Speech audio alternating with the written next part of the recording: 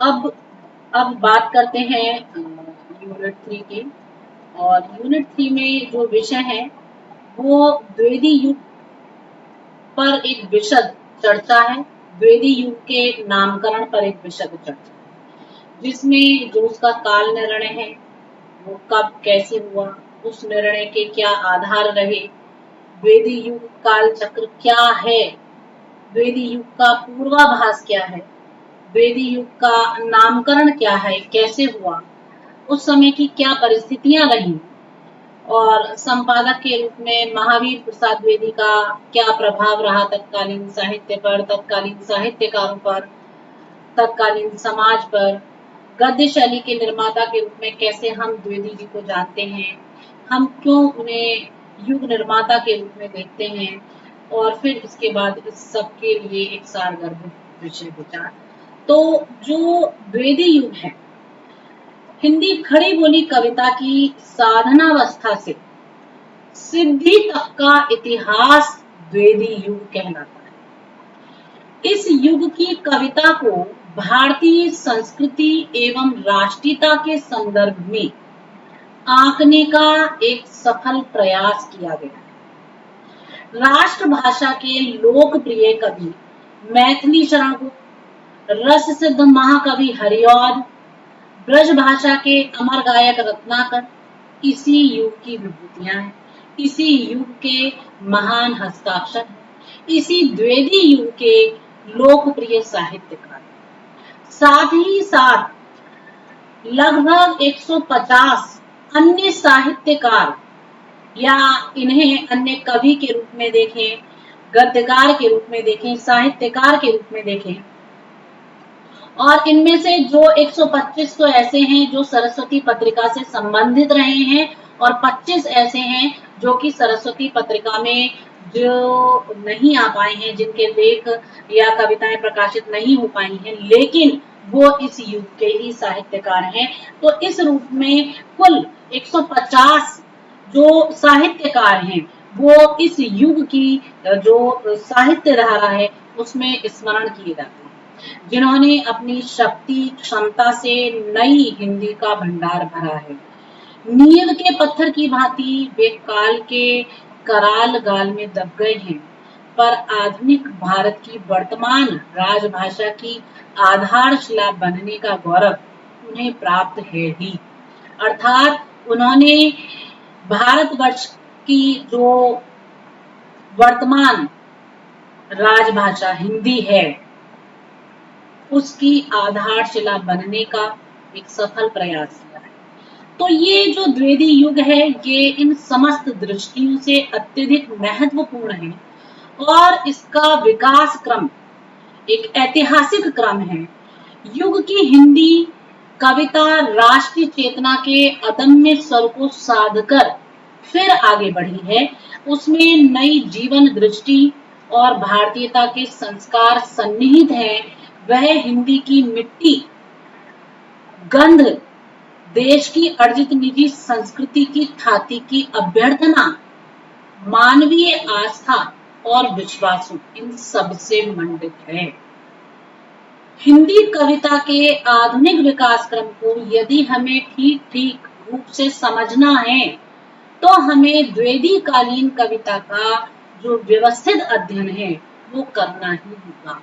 अर्थात एक क्रमवार अध्ययन हमें करना होगा, तब ही हम समझ सकते हैं कि किस क्रम से, किस उतार चढ़ाव से द्विवेदी युगीन साहित्य आगे बढ़ा है, उसने किन किन परिस्थितियों को झेला है, क्या क्या संघर्ष उसने सहे हैं, और कैसे कैसे साहित्यकार इस काव्य को आगे लेकर आए हैं। तो इन सब को जानने के लिए जो द्विवेदी युगीन साहित्य है उसका एक क्रमवार, एक व्यवस्थित अध्ययन बहुत जरूरी है। तो सबसे पहला जो इसमें एक बिंदु है वो आता है काल निर्णय। काल निर्णय, हम किसी भी काल का निर्णय तब कर पाते हैं जब उससे संबंधित हमारे पास प्रमाण उपस्थित हों, मापदंड हो उसे मापने की, हमारे पास ऐसा इतिहास हो ऐसे तथ्य हों तभी हम कुछ कह पाते हैं, यूं ही अंधेरों में तीर नहीं चलते। तो जो द्वेदी युग है, उस युग को समझने के लिए, उस युग के निर्णय के लिए, उस युग की थाह को पकड़ने के लिए, उस युग के संपूर्ण जो एक कालक्रम है, जो एक काल सीमा है, जो एक कालखंड है, उसे जानने के लिए जो सबसे अधिक सहायक है, जो सबसे अधिक प्रामाणिक है, वो है सरस्वती पत्रिका। सरस्वती पत्रिका जनवरी सन 1900 ईस्वी में बड़े संकल्प के साथ जनता के सामने प्रकट हुई। उस प्रथम अंक में पंडित महावीर प्रसाद द्विवेदी की 2 रचनाएं क्रमशः प्रकाशित हुई। एक थी नैषध चरित चर्चा और सुदर्शन, तथा दूसरी थी द्रौपदी वचन वाणावली। ये दोनों ही रचनाएं इस साहित्य में प्रकाशित हुई। तो सरस्वती श्रुति महती, जो सरस्वती पत्रिका है, सरस्वती श्रुति महती ना ही ये था। कालिदास के इस भरत वाक्य का उद्घोष करने वाली जो सरस्वती पत्रिका है, वो सन 1900 में अपने बड़े संकल्प के साथ संपूर्ण जनता के सामने आई। और जो उसमें छपी हुई द्विवेदी जी की दोनों रचनाएं थी, वो द्विवेदी जी की लेखनी की शक्ति, उनके व्यक्तित्व की गरिमा दोनों को प्रकट करने वाली।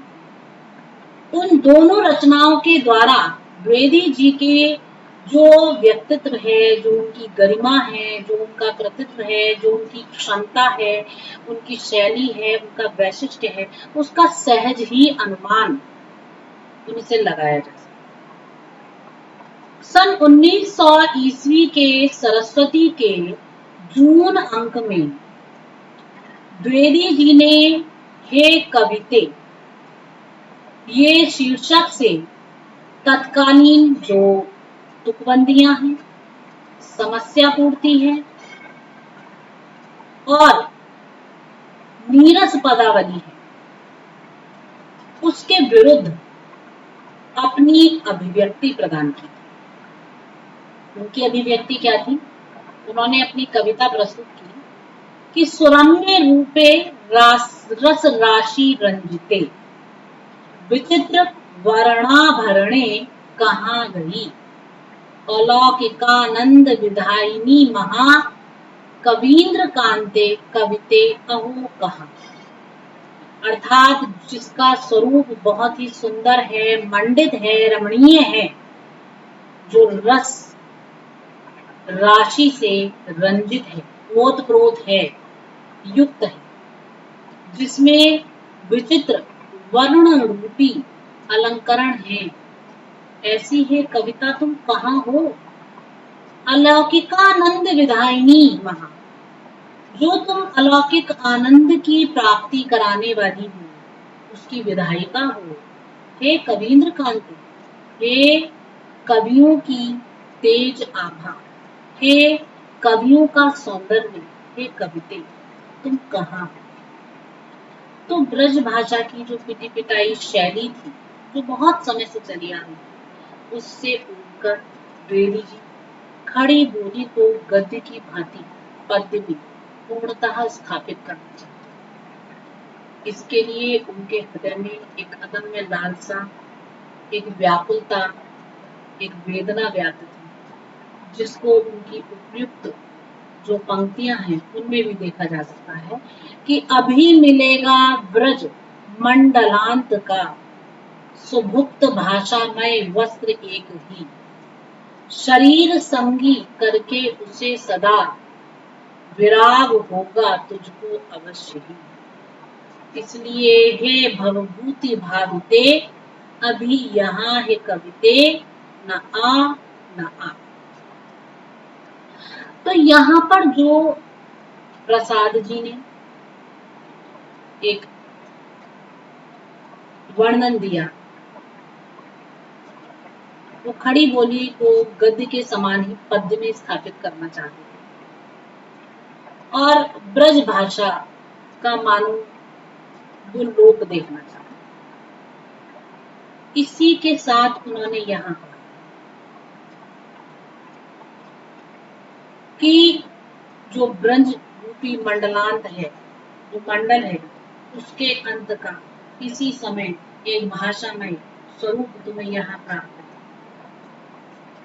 जिसे तुम अपने साथ रंग लूंगी और सदा लेकर चलोगी। विराग होगा तुझको अवश्य और उससे तुम्हें विरक्ति हो जाएगी, अर्थात उस ब्रज भाषा से विरक्ति होगी। इसलिए हे विभूति भाग अभी यहाँ है कभी न आना आ, तुम अभी यहाँ मत आओ। इतना ही नहीं, उसी वर्ष जुलाई अंक में उन्होंने कवि कर्तव्य शीर्षक निबंध के माध्यम से वह शंखनाद किया जिसने कवियों के सामने उनके मानस में एक हलचल मचा दी, एक उथल पुथल कर दी, एक नई चेतना को जन्म दिया। यह सुयोग इतना अनूठा था कि ठीक 2 वर्षों के उपरांत सन 1903 ईस्वी में ही द्विवेदी जी सरस्वती पत्रिका के संपादक के रूप में गौरवान्वित हुए और सन 1900 ईस्वी से ही द्विवेदी जी के व्यक्तित्व के कारण इस युग का आविर्भाव माना जाता है।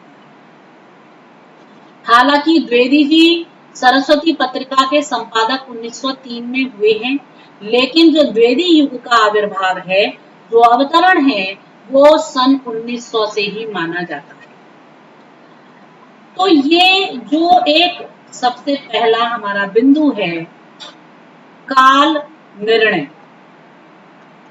तो ये जो काल निर्णय है, ये सरस्वती पत्रिका के आधार पर इस काल का निर्णय लिया गया और जिसका आरंभ 1900 ईस्वी से माना गया। और ये 1900 ईस्वी इसलिए क्योंकि इसी ईस्वी से ही सरस्वती पत्रिका का आरंभ हुआ, उसकी नींव पर, और वह निरंतर आगे की ओर अग्रसर होती चली। यहाँ केवल उसे काल मानना या केवल उसके सन को कह देना ही पर्याप्त नहीं, यहाँ पर काल का निर्णय ये भी अति पर्याप्त। काल निर्णय जिसके लिए विभिन्न आलोचक अपनी अपनी जो मंथन करके आते हैं, उसके आधार पर अपनी लेखनी चलाते हैं, तब भी हम देखते हैं कि ये जो बात कही गई कि पंडित महावीर प्रसाद द्विवेदी सरस्वती के लिखने से पूर्व भी अन्य पत्र पत्रिकाओं में अपनी उच्च कोटि की रचनाएं प्रदान कर चुके थे। तत्कालीन हिंदी संस्कृत विद्वानों पर उनका प्रभाव तेजी से पड़ा। उनका व्यक्तित्व और कृतित्व एक दृष्टि में दिखाई देने लगा। 1955 की संवत 1955 की रसिक वाटिका में उनका रस विवेचन नामक एक लेख पढ़कर पहले रस परिपाक किसे कहते हैं, यह बात यथार्थ रूप में सामने। छत्तीसगढ़ मित्र में उनकी लिखी हुई व्यंग्यपूर्ण संस्कृत और रचना, जो व्यंग्यपूर्ण संस्कृत और हिंदी दोनों ही भाषाओं में सृजित काक पूजितम नाम की कविता है, वो पढ़कर एक प्रकार से लोटपोट। तो इन रचनाओं के अतिरिक्त सन 1900 से पूर्व द्विवेदी जी की जो अनुदित और मौलिक प्रकाशित और अप्रकाशित रचनाएं हैं, वो बहुत है, क्योंकि केवल प्रथम 1900 जो समय द्विवेदी युग के काल निर्णय का माना गया है, उसके बहुत सारे प्रमाण हैं। उस समय में जो अलौकिक कार्य हुआ, उसमें अनेक रचनाएं लिखी। उस समय अनुदित तथा मौलिक प्रकाशित और अप्रकाशित जो रचनाएं हैं, उनकी एक लंबी सूची है। एक है विनय विनोद, ये अनुदित रचना है और इसका काल 1889 ईस्वी माना जाता है। इसी प्रकार बिहार वाटिका, यह भी अनुदित रचना है और इसका रचना काल 1890 माना जाता है। स्नेहमाला, ये भी एक अनुदित रचना है और इसका काल 1890 है इसका भी। और गंगा लहरी, ये भी अनुदित रचना है, इसका जो कालखंड है वो 1891। और इसी प्रकार ऋतु तरंगणी का गंगा काल भी जो रचना काल है वो भी 1891 बैठता है। और इसके बाद आता है सुहाग रात, ये अप्रकाशित रही 1900 में। देव स्तुति शतक, ये 892 ईस्वी में प्रकाशित हुई और मौलिक रचना। इसी के साथ साथ कान्य कुब्जली व्रतम 1889 में। संसार पत्र संपादक स्तवः 1818 में। और जो नागरी है वो 1900 में, ये भी मौलिक रचना है, ये आई। तो इस प्रकार जो रचना है, जो इस प्रकार जितनी रचनाएं प्रकाशित हुई उस समय की पत्रिकाओं में, ये इस काल को द्योतित करती हैं कि ये जो कालखंड चला है ये द्विवेदी युग में चला है। तो इसी वर्ष इन्हीं रचनाओं के साथ साथ जो जुलाई अंक में एक कवि कर्तव्य शीर्षक निबंध निकला, उसने तो मानो शंखनाद कर दिया, जिसने कवियों के मानस में एक हलचल मचा दी, एक नई चेतना उत्पन्न कर दी। वह सुयोग इतना अनूठा था कि ठीक 2 वर्ष बाद सरस्वती जी के संपादन, सरस्वती पत्रिका के संपादन का कार्य क्योंकि द्विवेदी जी ने संभाले लिया था। तो इसी आधार पर जो द्विवेदी युगीन काल का निर्णय है वो 1900 ईस्वी माना जाता है, अर्थात द्विवेदी युग का जो अवतरण है वो विद्वानों के अनुसार 1900 माना जाता है। जितने भी आलोचक हैं, समालोचक हैं, विद्वान हैं, वो द्विवेदी युग का काल जो निर्णय करते हैं, निर्णीत करते हैं, वो 1900 ईस्वी निर्णीत करते हैं और उसे द्विवेदी युग का आगमन मानते हैं। अगर अब हम बात करें काल निर्णय के आधार, तो जो काल निर्णय का आधार है उसका आधार बहुत सारी चीजें होती हैं। इतिहास होता है और काल निर्णय का आधार रचनाएं होती हैं, साहित्य होता है, तत्कालीन परिवेश होता है और युगीन परिस्थितियां होती हैं। काल निर्णय को जो हम लेकर चलते हैं उसमें आलोचकों के द्वारा विशेष अध्ययन सम्मिलित होता है। तो काल निर्णय के जो आधार हैं वो कुछ आलोचक किसी काल विशेष का प्रारंभ उस व्यक्ति की प्रथम कृति से मानते हैं, प्रायः जिसके नाम पर उस काल विशेष का नामकरण होता है। जबकि ऐसा है कि कुछ लोग किसी साहित्यिक स्पष्ट परिवर्तन को काल निर्णय का आधार मानते हैं कि यहाँ से यहाँ के मध्य साहित्य की धारा ने एक दूसरा रुख ले लिया, तो यहीं से ही हम काल निर्णय का आधार ग्रहण करें। जबकि कोई अन्य लोग एक नवीन शैली का आगमन जिस काल में हो जाता है उस काल को पूर्ण रूपेण काल निर्णय का आधार मानते हैं। कुछ विद्वान ऐसे भी होते हैं जो किसी विशेष साहित्य धारा की जो यथेष्ट प्रतिष्ठा हो जाती है, यथेष्ट प्रतिष्ठा जैसा चाहते हैं वैसी हो गई, तो उससे काल निर्णित करते हैं। तो संक्षेप में विविध जो काल निर्णय की भूमियां हैं उसके विविध आधार हैं, जिनके सहारे, जिनका अवलंब लेकर साहित्य काल का आरंभ कर।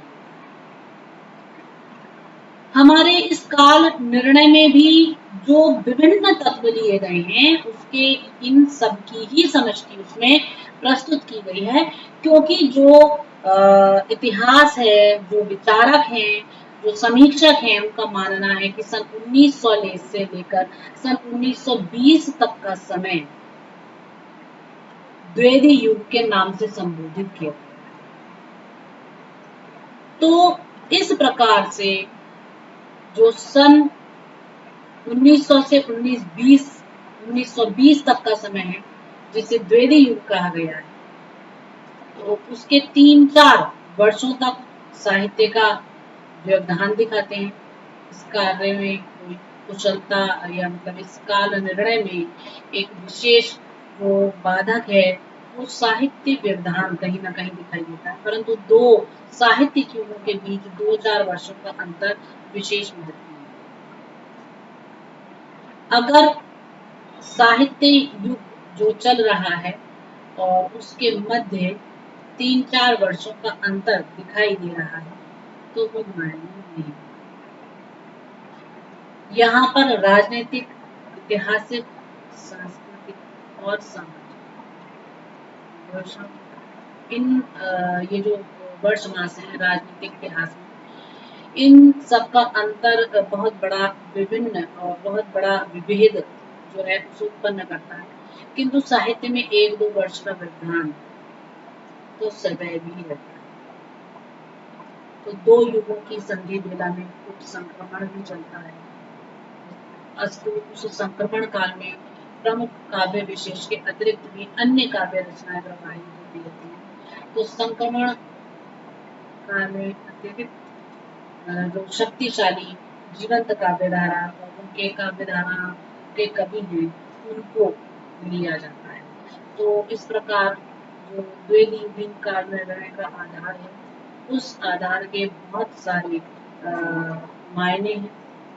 तो इस प्रकार ये देखा गया कि जो काल निर्णय का आधार तत्व है उसमें हालांकि जो साहित्यिक व्यवधान है वो भी काल निर्णय में विशेष बाधक बनता है, और 1899 ईस्वी से 1903 ईस्वी के बीच जो 3-4 वर्षों का एक व्यवधान दिखाई देता है तो वो थोड़ा उसमें है, क्योंकि परंतु जो दो साहित्यिक युगों के बीच 2-4 वर्षों का अंतर है वो ज्यादा विशेष महत्व नहीं रखता, क्योंकि कोई भी हम काल निर्णय करते हैं किसी भी चीज का जो इतिहासगत निर्णय है उसको एकदम तिथि के अनुसार कह पाना अत्यधिक दुर्लभ है। उसमें कुछ ना कुछ समय का थोड़ा बहुत हेर फेर रहता है। राजनीतिक इतिहास में भी वर्ष, मास और दिन का अंतर जो है वो कहीं ना कहीं एक विभेद उत्पन्न करता है ना। इसी प्रकार से साहित्य का जब काल निर्धारण होता है तो उसमें भी 1-2 वर्ष का व्यवधान जो है वो बना ही रहता है। एक युग की समाप्ति बेला और एक युग का प्रारंभ, जो इसके मध्य का संक्रमण है वो चलता है, और उस संक्रमण के जो वो संक्रमण काल है उसमें संक्रमण काल में जो काव्य विशेष के अतिरिक्त अन्य काव्य धाराएं प्रवाहित होती हैं वो भी दिखाई देती हैं। तो कालांतर में जो शक्तिशाली जीवंत काव्य धाराएं हैं वो काव्य धाराएं उन प्रवाहित साधारण काव्य धाराओं पर अपने आप हावी हो जाती हैं, और इन जो प्रभावी काव्य धाराएं हैं उनको आधार मानकर जो काल का निर्णय है उसको लिया जाता है। तो द्विवेदी युग की जो अंतिम तिथि है उस निर्णय के संबंध में यदि देखा जाए तो इस विशेष शैली का परिपाक कब हुआ, आचार्य द्विवेदी ने सरस्वती का संपादन कब तक किया, कब से प्रारंभ किया, ये सब जो तथ्य हैं इनके सामने के आने के बाद ही जो काल निर्णय है वो किया जाता है। तो इस काल निर्णय का जो सबसे बड़ा आधार है, द्विवेदी युग के काल निर्णय का जो सबसे बड़ा आधार है वो आधार है आचार्य महावीर प्रसाद द्विवेदी द्वारा संपादित सरस्वती पत्रिका कि इसका आरंभ कब से हुआ और कब तक चला, कब तक इसका संपादन काल चला और उसके मध्य कौन कौन से साहित्यकार हुए, किस किसने इस पत्रिका के साथ जुड़कर अपने आप को साहित्य के साथ जोड़ा। तो ये जो तथ्य है ये काल निर्णय का सबसे बड़ा आधार है। और 1-2 वर्ष या कुछ दिन जो है वो काल निर्णय में कहीं ना कहीं बाधा उत्पन्न करते हुए दिखाई देते हैं, उनमें विभिन्नता उत्पन्न करते हुए दिखाई देते हैं, उसमें विभेद उत्पन्न करते हुए दिखाई देते हैं। तो ये सर्वत्र देखने को मिलता है। तो ध्यान देख में जब हम कोई इस तरीके का निर्णय करने जा रहे होते हैं, उसके आधार ढूंढने जा रहे होते हैं, तो विशेष रूप से ये ज्ञात होता है कि सन 1916-17 ईस्वी तक द्विवेदी युगीन काव्य शैली का पूर्ण विकास हो चुका था। खड़ी बोली ब्रज भाषा के स्थान पर पूर्ण रूप से काव्य की भाषा के रूप में प्रतिष्ठित हो चुकी थी। जो खड़ी बोली है वो ब्रज भाषा के स्थान पर प्रतिष्ठित हो चुकी थी। सन 1516 के आसपास ही छायावादी काव्य की एक मधुमय उर्मियां जो है वो प्रवाहित होने लगी थी। तो वहां तक का जो काल है उस काल को इस काल निर्णय का आधार बनाया गया। प्रसाद का जो चित्राधार है और झरना है, क्रमशः ये रचनाएं 1918 और 1919 की रचनाएं हैं। पंत जी की वीणा है, ग्रंथि है, पल्लव है, इनकी रचनाएं 1918 और 19 और 20-21 तक पूर्ण हुई हैं। तो यद्यपि पल्लव का मुद्रण आगे चलकर 22 में हुआ है, पर उसका निर्माण पहले ही हो चुका था। और महाकवि निराला जी की जो जूही की कली है वो 1916 में लिखी गई, किंतु उसका प्रकाशन आगे चलकर 27 में हुआ। तो ये सब जो काव्य परिवर्तन है एक नए युग के आगमन की घोषणा कर रहे थे। इधर महावीर प्रसाद द्विवेदी ने 1920 ईस्वी तक अभिनिवेश पूर्ण जो सरस्वती पत्रिका है उसका संपादन किया, उसका कार्यभार संभाला और फिर सरस्वती का कार्यभार पद्मलाल पुन्नालाल बख्शी जी को सौंप दिया गया। तो द्विवेदी जी के बाद प्रथम बार पंत की कविता सरस्वती में स्थान प्राप्त करती है और उधर पल्लव के प्रकाशन के समय विरोधात्मक भूमिका पंत के गद्य पद्य में प्रकाशित हुई है ना। इस पत्रिका में गद्य पद्य के रूप में प्रकाशित हुई है। उससे ये सब प्रमाणित होता है कि वह जो काल था 20 के बाद का वो एक नई शैली का अभ्युदय कर रहा था। तो हमारा जो प्रबंध काव्य संबंध है, यदि गद्य साहित्य के विवेचन का प्रश्न हो तो इस युग को 5-10 वर्ष आगे बढ़ा सकते थे, लेकिन शुक्ल जी ने द्विवेदी युग में ही लिखना प्रारंभ किया था और वे इसी युग के प्रौढ़ गद्य लेखक थे। परंतु शुक्ल जी का गौरवपूर्ण गद्य साहित्य द्विवेदी युग के बाद की रचना है। यद्यपि आचार्य वाजपेयी उन्हें द्विवेदी युग के विकास के रूप में स्वीकार करते हैं, किंचित इसीलिए शुक्ल जी के इतिहास को वो द्विवेदी युगीन रचना मानते हैं। तो एक बात और, द्विवेदी युग मूलतः काव्य का युग नहीं था कि जो द्विवेदी युग है वो केवल काव्य का युग ही नहीं था, इसके तो बहुत सारे प्रमाण हैं। शीघ्र समाप्त होना, तत्कालीन जो सामाजिक राजनीतिक धार्मिक आंदोलन है वो जनता को गद्य की ओर भी उन्मुख कर रहे थे। उस युग में गद्य का भी बहुत अधिक सृजन हुआ। इसके अतिरिक्त एक तथ्य यह भी है कि यह जीवन की पृष्ठभूमियां यहाँ पर बदलती हैं, समाज की आवश्यकताएं बदलती हैं, जीवन के मानदंड और चिंतन का स्वर बदल जाता है। इसमें कोई आश्चर्य की बात भी नहीं है। गांधी जी के राजनीति में आने से भारतीय जनजीवन एवं सामाजिक चेतना में एक नया उद्वेलन होता है। यद्यपि गांधी जी का राजनीतिक नेतृत्व लोकमान्य तिलक के निधन के बाद सन 1920-21 से प्रारंभ होता है, पर उनके व्यक्तित्व की छाप इससे पूर्व ही परिलक्षित होने लगी थी। द्विवेदी युगीन कविता पर स्वातंत्र्य आंदोलन एवं आर्य समाज के प्रचार का रंग भी गहरा रहा था। तो यहाँ ये सब जो कुछ भी तथ्य स्पष्ट हैं, इनसे स्पष्ट होता है जो द्विवेदी युगीन निर्णय है, काल निर्णय का आधार है, वो मुख्य रूप से सरस्वती पत्रिका है। वहाँ आई हुई शैलियां हैं और जो पाठक समाज आकर्षित हुआ है, मुग्ध हुआ है, उसकी मुग्धता है, सर्वत्र वस्तु की एक नई चर्चा है और पुरानी चर्चा का बंद होना है ना। तो ये सारी जो चीजें हैं और गुप्त जी के पुराने प्रगीतों का नए प्रगीतों से मिलान करने से ये स्पष्ट तथ्य ज्ञात होता है कि नई शैली का संपूर्ण स्वरूप निर्धारित करने में कुछ समय लगा। बीच के समय को संक्रांति काल कहा जा सकता है। स्पष्ट रूप से 1915 से 25 ईस्वी तक के समय में इस प्रकार की संक्रांति रही, किंतु एक पुनर्निर्णीत तिथि स्वीकार करनी ही है। और उस दृष्टि से देखा जाए तो हिंदी साहित्य जगत में द्विवेदी जी का इतना प्रभाव पड़ा कि उनकी साहित्य सेवा का काल 1901 से 1920 ईस्वी तक स्वीकार किया गया और इस साहित्य काल को ही द्विवेदी युग के रूप में स्वीकार किया गया है समस्त विचारकों के द्वारा।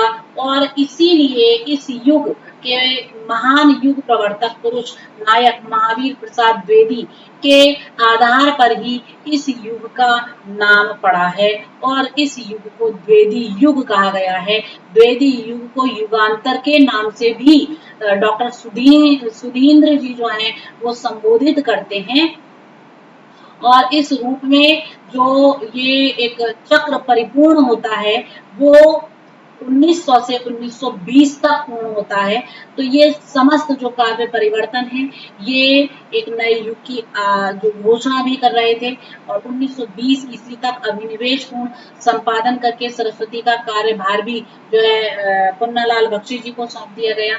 तो इसके बाद जो इतिहास में एक मतलब अंतर आया है, नई शैली का अभ्युदय हुआ है, वो सारी चीजें जो है इसका आधार हुई है, द्विवेदी युग के काल निर्णय का आधार बनी है।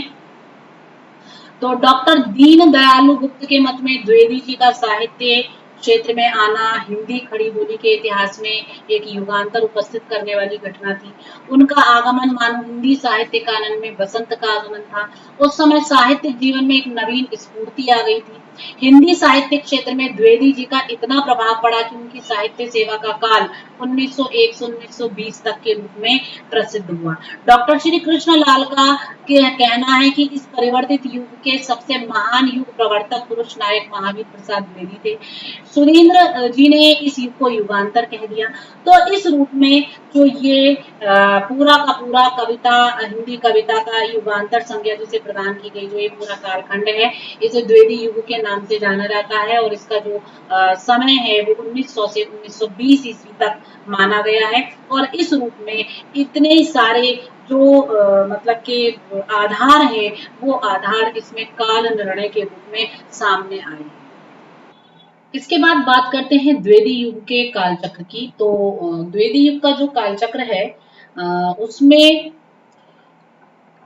जो द्विवेदी युगीन घटनाएं हैं और उनकी जो पृष्ठभूमि है उसमें जितनी उल्लेखनीय कृतियां हुई उस समय की उनका एक काल चक्र उसका विवरण मिलता है और किस संवत से किस संवत तक के जो ग्रंथ हैं वो इसमें आते हैं, कौन कौन सी कृतियां इसमें आती हैं, जो इससे पूर्व पत्र पत्रिकाएं प्रकाशित हो चुकी हैं उनका जो प्रकाशमान काल है, अनुदित अनुवादित जो कृतियां हैं ये सब इसके कालचक्र के अंतर्गत आती हैं।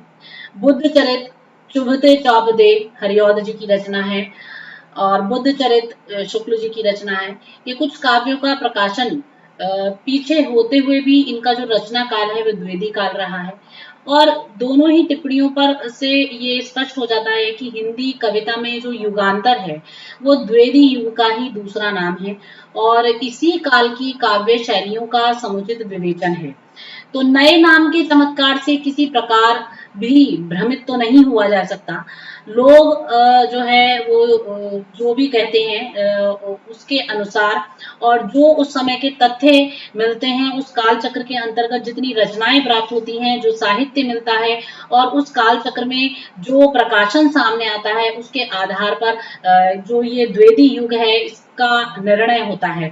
तो डॉक्टर उदय भानु सिंह के युग निर्णय को भी अगर देखें तो उनका मत है कि पंडित महावीर प्रसाद द्विवेदी की जो संस्कार जन्य संस्कृत भक्ति है, उसने पाठक जी आदि के स्वच्छंदतावाद को रोक दिया। संवत 1960 में वे सरस्वती के संपादक हुए। उन्होंने एक प्रभु विष्णु और सफल सेनापति की भांति हिंदी के शासन की बागडोर अपने हाथ में ले ली थी और यहीं से अराजकता युग का अंत हुआ, द्विवेदी युग का आरंभ हुआ। अपने कथन की पुष्टि के लिए उन्होंने तर्क दिया कि संवत 1960 अर्थात 1903 ईस्वी से 1982 तक का जो काल है वो द्विवेदी युग कहने योग्य है और केवल यही कारण नहीं है। इस युग में गद्यात्मक रचनाएं लिखी गई, पद्यात्मक रचनाएं लिखी गई। द्विवेदी जी की ही शैली जो है वो आगे तक इस युग में चली और क्योंकि सरस्वती पत्रिका के माध्यम से महावीर प्रसाद द्विवेदी जी ने जो भी परिष्करण, जो भी परिष्कार, परिमार्जन भाषा के में किया है, व्याकरण सम्मत परिमार्जन किया है और भाषा संबंधित किया है, बोली संबंधित किया है, वो सब उनकी पत्रिका के द्वारा सामने आता है और उसका महत्तर कारण यह है कि उस युग की अधिकांश देन स्वयं द्विवेदी जी की है, उनके शिष्यों की है, उनसे विशेष प्रभावित साहित्यकारों की है। तो ये जितने भी मत हैं, एक और मूल्यवान मत यह है कि पूज्य आचार्य नंद दुलारे वाजपेयी जी कहते हैं कि उन्होंने आधुनिक साहित्य की भूमिका में ये लिखा है कि वाजपेयी जी के संबंध में कि डॉक्टर भानु सिंह आदि को जो भ्रम हो गया है उसका भी निवारण हो जाता है कि नए विचार, नई भाषा, नया शरीर और नई बुझारत, दोनों ही नई हिंदी को द्विवेदी जी की देन है। जो इस युग में एक नवीन विचारधारा प्रवाहित हुई, नई भाषा सामने आई, नया शरीर और नई पोशाक धारण करके साहित्य सामने आया। ये सब कुछ जो भी इस युग में समाज के और साहित्य के समक्ष आया वो द्विवेदी जी की देन है। तो नई हिंदी के प्रथम और युग प्रवर्तक आचार्य द्विवेदी जी हैं। आगे चलकर द्विवेदी युग की सीमा निर्धारित करते समय वे खुद कहते हैं कि संक्षेप में यही इस शताब्दी के आरंभिक 20 वर्षों के साहित्य की साधारण रूपरेखा है। एक पीढ़ी समाप्त हो रही है, दूसरी उदित हो रही है, नए के आगमन का पूर्वाभास है, पुरानी की विदाई है। छाया कभी कभी कुछ वर्षों तक का समय घेर लेती है, लेकिन नए के आगमन और पुराने के अवसान की तिथि निर्धारित करने में कभी कभी कठिनाई होती है। कुछ वर्ष का संक्रमण दिखाई देता है, लेकिन 1919 ईस्वी में समाप्त होने वाला प्रथम महायुद्ध और सन 20 के आसपास भारतीय राजनीति में गांधी जी का प्रवेश, ये दोनों एक ऐसे स्मारक हैं जिनके आधार पर इन्हीं वर्षों को नए साहित्यिक उन्मेष की तिथि में स्वीकार कर लेना जो है वो कठिनाई युक्त नहीं है। तो लोगों के भ्रम का कारण है आचार्य जी का यह वाक्य है, हमारे साहित्य में द्विवेदी युग अब समाप्त हो रहा है, यद्यपि उसके नाम का जो जादू है अब काम करने लगा है।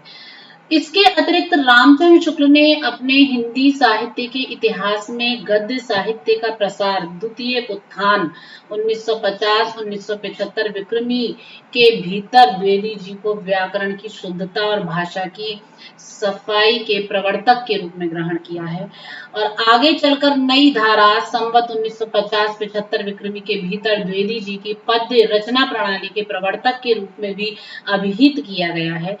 एक बात जो विशेष है कि शुक्ल जी ने काव्य रचना प्रणाली तथा भाषा की सफाई के क्षेत्र में द्विवेदी जी को प्रवर्तक माना, उन्हें युग प्रवर्तक की संज्ञा क्यों नहीं दी? शायद शुक्ल जी समस्त आधुनिक युग को प्रथम, द्वितीय और तृतीय उत्थान में बांटकर अपना कार्य बहुत पहले निश्चित कर चुके थे।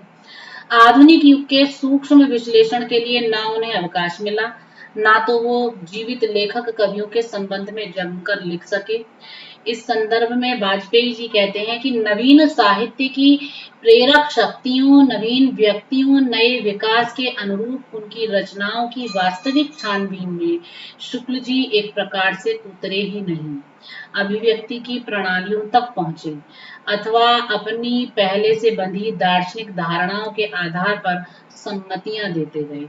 किसी भी जीवित कवि पर दिया गया वक्तव्य कभी भी समग्र या संपूर्ण नहीं हो सकता, किंतु शुक्ल जी द्विवेदी जी की महत्ता को पूर्णतः स्वीकार करते हैं और कहते हैं कि इस द्वितीय उत्थान के आरंभ काल में हम पंडित महावीर प्रसाद द्विवेदी को पद्य रचना की एक प्रणाली के प्रवर्तक के रूप में देखते हैं। गद्य पर जो शुभ प्रभाव द्विवेदी जी का पड़ा उसका उल्लेख गद्य के प्रकरण में किया है। तो ये सारी सामग्री के तथ्य जो मिलते हैं, अधिकांश आलोचक द्विवेदी युग का आरंभ 1900 से 1901 मानते हैं, शेष इस युग का आरंभ 1903 से मानते हैं। प्रथम वर्ग के लोगों में कोई सैद्धांतिक मतभेद नहीं है, वरन मत वैभिन्न का कारण एक घटना है। द्विवेदी जी का सरस्वती पत्रिका की आसंधि पर संपादक के रूप में आसीन हुए, क्योंकि उन्होंने सरस्वती पत्रिका का जो संपादन भार ग्रहण किया है वो 1903 से ग्रहण किया है। तो सरस्वती का संपादन प्रारंभ हुआ है वो 1900 ईस्वी से प्रारंभ हुआ है। तो केवल ये एक घटना है जिसके कारण कुछ मतभेद दिखाई देते हैं। बाकी जो द्विवेदी युग का काल चक्र है वो 1900 से 1920 ईस्वी तक ही चला है। लेकिन कुछ विद्वानों का मत यह है कि द्विवेदी युग का जो काल चक्र है वो 1900 से 1925 तक चला है, और इस मत को ग्रहण करने में जो लोग सामने आए हैं तो उनका जो मत है, डॉक्टर लाल बताते हैं कि द्विवेदी युग को 1925 ईस्वी तक रखने में जो भी पक्षपाती हैं तो उनका नम्रता के साथ खंडन करते हैं, जिसके निम्नलिखित कारण हैं कि सन 1920 के बाद एक तो छायावादी कवियों का स्वर अत्यधिक शक्तिशाली हो गया और छायावाद कविता मुखरित होने लगी। द्विवेदी युगीन कथा जो है वो प्रधान काव्य के सामने फीकी पड़ने लगी। तो इसलिए 1920 के बाद का जो समय है वो द्विवेदी युग में नहीं गिना जा सकता। इसके अलावा एक मत ये भी है कि गीत, लय, ताल और हृदय के अंतर मन को छूने की जो शक्ति प्रसाद, पंत और निराला के गीतों में दिखाई पड़ती है उसका स्पष्ट अभाव गुप्त और हरिऔध की जो कविताएं हैं उनमें दिखाई देता है, और भारतीय आत्मा में ये खटकता भी है। तो इसलिए भी 1920 के बाद का जो समय है वो द्विवेदी युग के रूप में ग्रहण नहीं किया जा सकता। एक चीज ये भी है कि भाषा का जो निखार, जो शैली, जो गीतात्मकता एवं भाव प्रवणता नए कवियों में मिली, उनका पूर्ववर्ती कविता में सर्वथा अभाव रहा। आंसू तक पहुंचते पहुंचते नई कविता में काव्य और संगीत का जो मणि कांचन संयोग हुआ, उसके फलस्वरूप परवर्ती कवियों को साहित्यिकों ने अपने हृदय में स्थान दिया। तो जो एक नई धारा जो प्रवाहित हुई उसको पुरानी धारा के साथ मिलाया ही नहीं जा सकता। इसलिए 20 के बाद का जो समय है वो एक परिवर्तित रूप में सामने आया और वो एक छायावाद की धारा से संपृक्त होता चला गया। तो युग के बदलते हुए शक्तिशाली स्वर का आभास पाकर द्विवेदी जी ने उस आचार्य आसन को 1920 ईस्वी में स्वतः छोड़ दिया था, जहां रहकर वह समस्त हिंदी जगत को लगभग 20-21 वर्षों तक नियंत्रित करते रहे, संचालित करते रहे। तो इसलिए 1920 ईस्वी के बाद का जो कालचक्र है उस कालचक्र में छायावादी काव्य की शहनाई जो है वो सर्वत्र गूंजने लगी। द्विवेदी युगीन काव्यधारा मध्यम पड़ने लगी। मैथिली शरण गुप्त, हरिऔध और राम नरेश त्रिपाठी और गोपाल शरण सिंह आदि की जो रचनाएं हैं वो पुरानी परिपाटी पर बहुत बाद तक चलती रही हैं, लेकिन छायावादी काव्य को प्राप्त नहीं कर पाई। तो ये जितने भी विश्लेषण हैं, जितने भी अध्ययन हैं, जितने भी परीक्षण हैं, छानबीन है, उन सब के आधार पर यह निर्विवाद रूप से विद्वानों के द्वारा निर्णीत किया गया है कि जो 1900 ईस्वी से 1920 ईस्वी तक का कालखंड है और इस कालखंड में रचित जो कविता है और इसका जो संपूर्ण क्षेत्र है वह द्विवेदी युग के रूप में माना गया है, और आगे चलकर यह काल काव्य का अनुशीलन जो है करते हुए आगे बढ़ता है, और इस काल के आगे बढ़ने के साथ साथ इस कालखंड का नाम जो है वो भी परिवर्तित हो जाता है।